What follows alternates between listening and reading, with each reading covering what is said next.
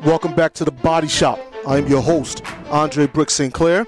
My in-studio co-host, Mr. Brian Canone. And on the phone, we have the lovely Miss Tani Correia. Tani, how are you, sweetie?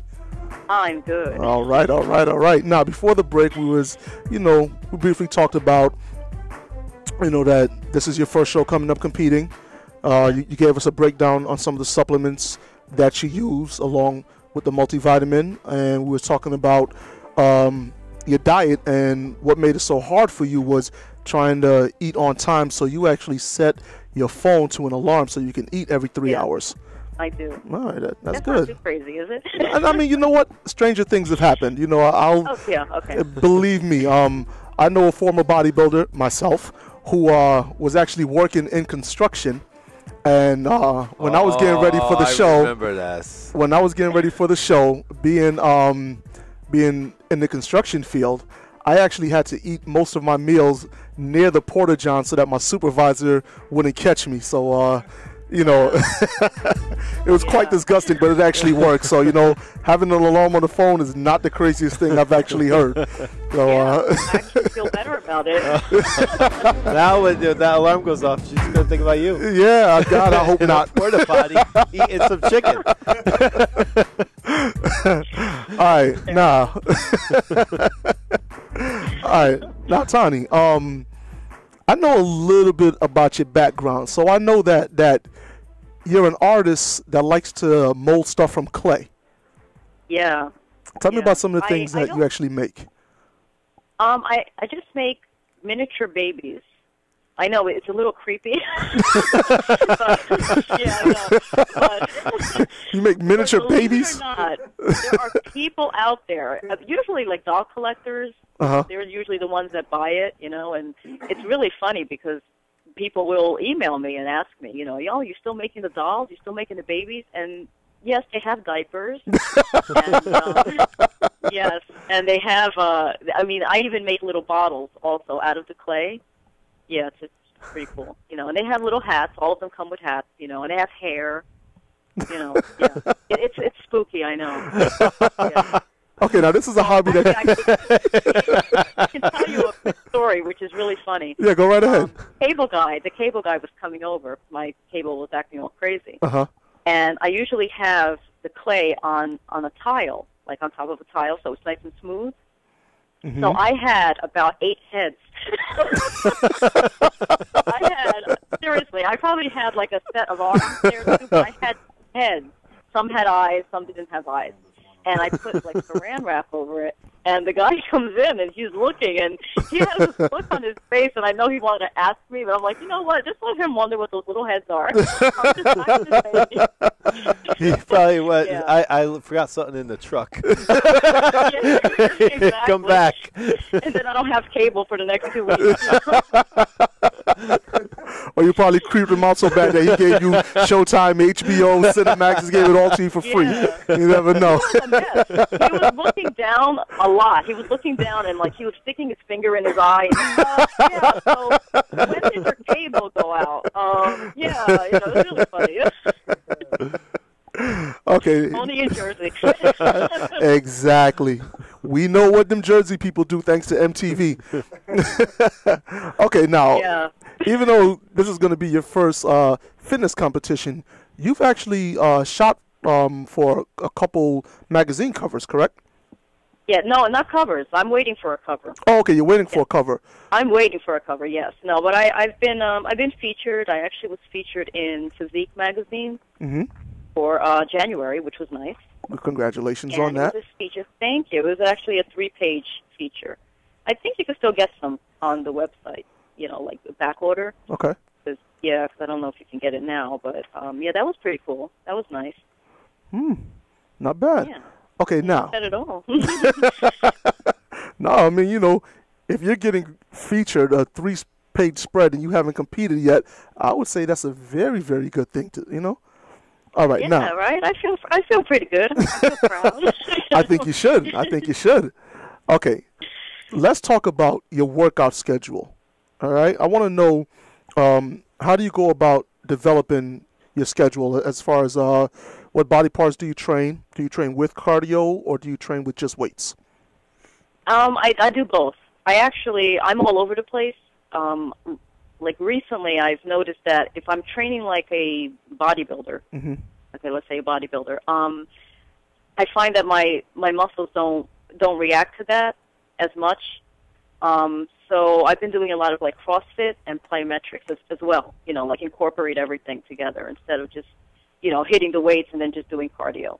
And even my cardio changed. My cardio, I do like high intensity interval training, like on a spin or on a treadmill. Okay. Yeah, so I find that works for me. But, I mean, I still do the splits. Like, I switch it up every now and then, and I still do the splits. Okay. And did you want an example of what Yeah, absolutely. Yeah. Absolutely. Okay. Okay, so, like, let's say Monday I'll do shoulders, and I'll do plyometrics. Usually I do plyometrics first, and I'll do shoulders, and then I'll do like a high-intensity interval training, usually about 15, 20 minutes, but then I'm dying after a while, so, you know. Yeah, so I'll do that. Let me see. Tuesday would be back and biceps and calves. Now, I have baby calves, so I'm really trying to work with those. Yeah, they're... I mean, talk about a hard gainer. When I walk out of the gym, I'm practically rolling, but for some reason, I don't know, I'm just trying to, you know, I have to talk to Brian about that. Yeah, get some tips or something. I'm sure Brian got a tip or two out there for you on building up those baby calves. I've seen Brian's legs, you know. Yes, I have to bother him. So. Now, Wednesday would be like an off day. Or I usually have it as a makeup day in case I miss like Monday or Tuesday. And another thing I've been doing is I'm learning like a new exercise. Like I'll learn something from like CrossFit. Okay. So then I can incorporate that into my workouts. I like doing that. Very nice. And yeah, so then Thursday is leg day. Not the calves again, but baby calves, baby calves. Yeah, the quads and the hams, and I'll bring the shoulders in again because I like that roundness on the shoulders, so I make sure to get that in. Okay. And then Friday I'll work my chest. Now don't laugh, I call it my chesticles. What do you mean? Don't laugh? Yeah, I mean, it's funny because I'm used to saying that, and people who know me, they know me as saying that, so, you know, they're like, hey, Tani, what are you working today, chesticles? Oh, okay, you know, so they already know. So I'll do my chest and my triceps, and I'll do the cardio, but usually my cardio lately has only been, like, high-interval training. That's basically what I do for my cardio. I can't, you know, I can't stay on a treadmill for 30 minutes or 40 minutes. No, that gets a little boring. Yeah, even if I have my iPods, you know, it's not, no. Let's see. And then Friday I'll do, no, I did Friday, right? That was chest and triceps, yeah. Then Saturday I'll do glutes. Glutes are very important. Do not neglect them. Yeah, please say that again. Please say that again so ladies are listening. Do not neglect the glutes. Do not neglect the glutes. There you go. Okay? And I am half Brazilian, so I can't neglect my glutes. No, don't do that. Oh, they'll disown you. They'll disown you. Exactly. They'll disown you. Yeah, so then I'll do my calves also. So I'll do my glutes and my calves, working my baby calves, and I'll do my abs. Nice. And then Sunday I have off. Okay. But let me just say, when I'm doing my other, like throughout the week, instead of just resting and then going and doing another set, I normally use, I usually do my abs during that time, sort of like an active rest. So, yeah, so I'm getting my abs work, not just like once a week, but I'm actually getting them in, you know, between other exercises. Okay. So I wanted to make that clear. Okay, now where are you doing all this workout at? Are you training at home or are you training at a gym? No, at a gym. I go to 2 different locations, but they're both the New York Sports Club. Ah, that expensive place. So you got a lot of money. I understand. No, I wish. That's why I want to make a cover.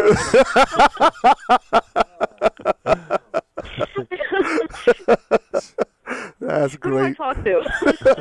Well, you can talk to Brian Canone, depending on, you know, whether or not you actually win your class and then go on, earn your pro card and compete with the WBFF, because Paul Dillette's organization. See, that was just a beautiful segue right there. But let's get back into making this about you. All right? Okay. Well, what's up, B?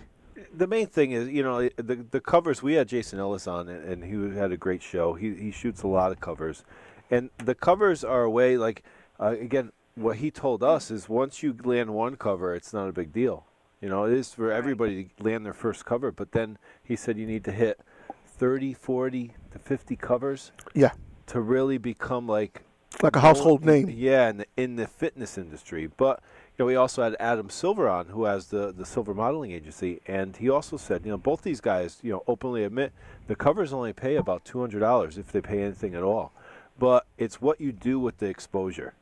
It's how you take that exposure and really try to make something of it. And whether it's, you go after, like Jason's recommendation was for most people, land these covers and then go out to a supplement company and get like an endorsement contract. But some people find that even that isn't all that much because, you want to find out what you can do. And that video you created, too, was great. I mean, just and how thank you. Yeah, I showed it to you, Andre. Yeah, I remember that video. A really good promotional video.